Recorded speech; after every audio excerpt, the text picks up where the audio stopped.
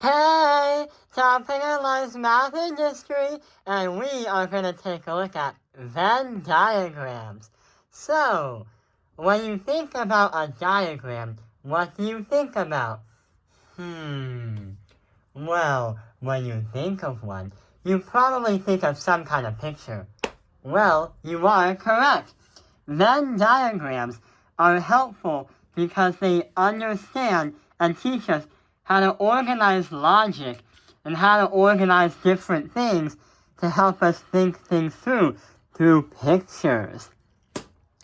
So right over here is an example of a Venn diagram. It consists of a rectangle surrounding of two circles that pretty much touch each other or go into each other. But the question is, where do we start in terms of how we want to learn things? Let's try to use a connection.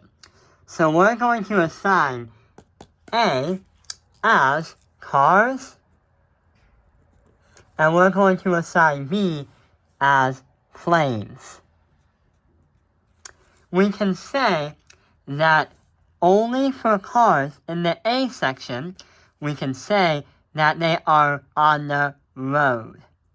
Planes, they can fly, which has no correlation with cars. That's why it's in a different idea, or a subset, the B part. But the X part, right here in the middle, is something that both planes and cars have in common. Yes, they have wheels, so X can represent wheels, because the plane has to go on the runway to take off.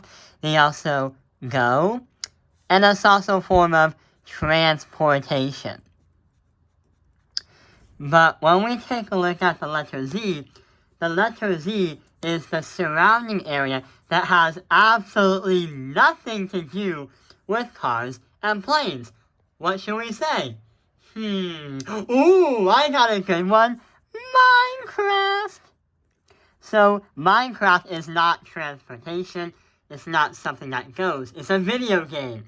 It has absolutely no correlation and nothing to do when it comes to comparing cars and planes. I guess being distracted really does help us at one point. But how do we understand this mathematically? Well, here are the things that we understood. The A subset has the letter W, saying that's in the A region only. B has the letter Y, the B region only. X represents the commonality between both A and B. Like we said earlier, that planes have wheels and cars have wheels. They both go, and they're also forms of transportation. And Z has absolutely nothing to do with it, which we said Minecraft. But hey, how do we put this in math terms? Well, to understand when comparing two things together mathematically, we use something called a union and an intersection. A union represents the commonality and everything with A and B. It's the logic of OR. So if I told you, what does a plane and a car both have in common? I use the word OR, which means only one thing can satisfy the condition for both of the circles to be colored in and also make the statement understandably and philosophically mathematically sound. Intersection represents what's in common. So if I just said what's in common between both airplanes and cars, then we can only understand what the two have in common. To give you a reminder, Venn diagrams are pictures that help you organize logic between two or more comparisons.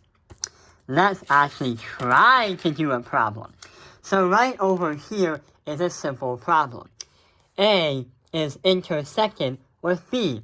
So that literally means that we have to find the intersection between A and B. what is the common idea between group A and B? So let's think for a moment.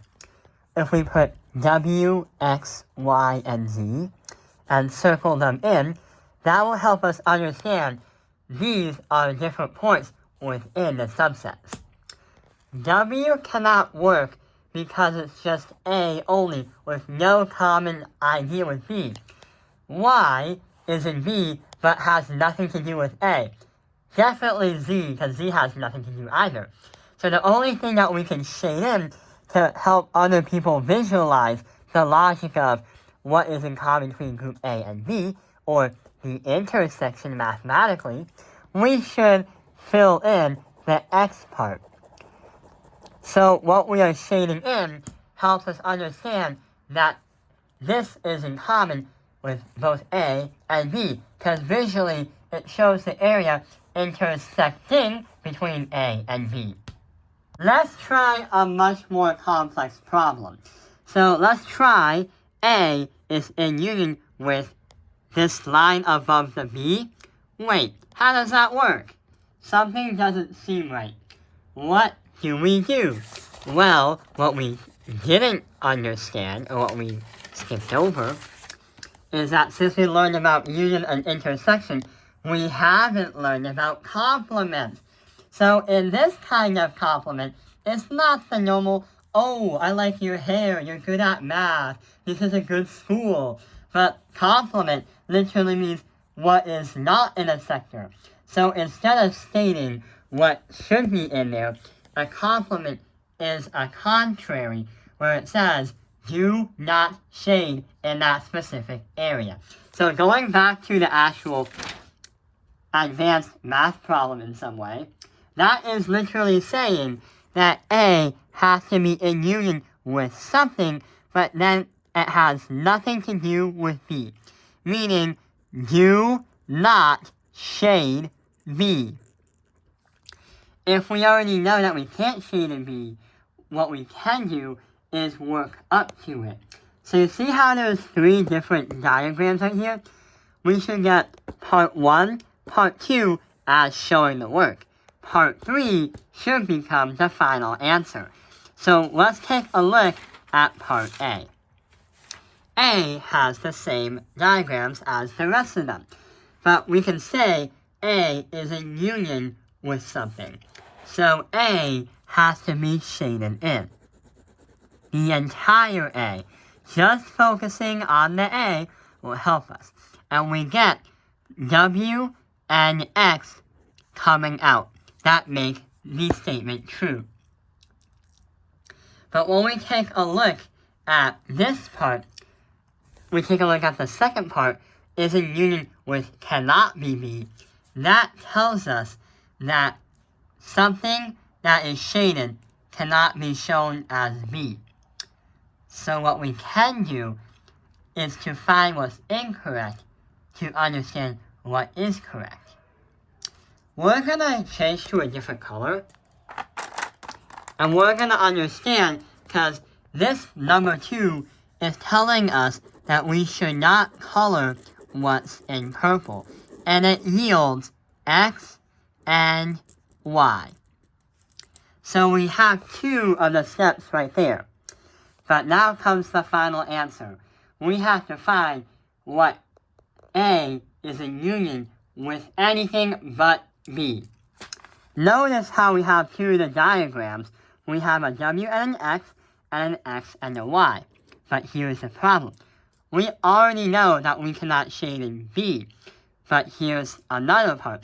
We have X here and X here. And X is the intersection between A and B, which means since X has an element of B, it cannot work because it breaks the rule, or it breaks the condition. So what do we have to do? Yeah, we have to shade in the entire A only right here without shading in the X. And it yields us a W. But since it has to be in union with something, we also can include the letter Z. Because even though Z has nothing to do with B, it could, due to the problem, have a statement with A.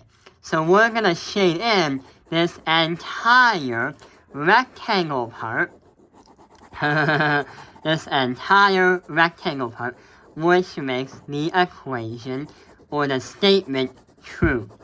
And right there, this is how we understand and compute the Venn diagrams. This is the final answer. I hope this video has helped you understand what is wait a minute. I hope this video has helped you understand Venn diagrams. Thank you for watching California Line's Math Industry. Like and subscribe.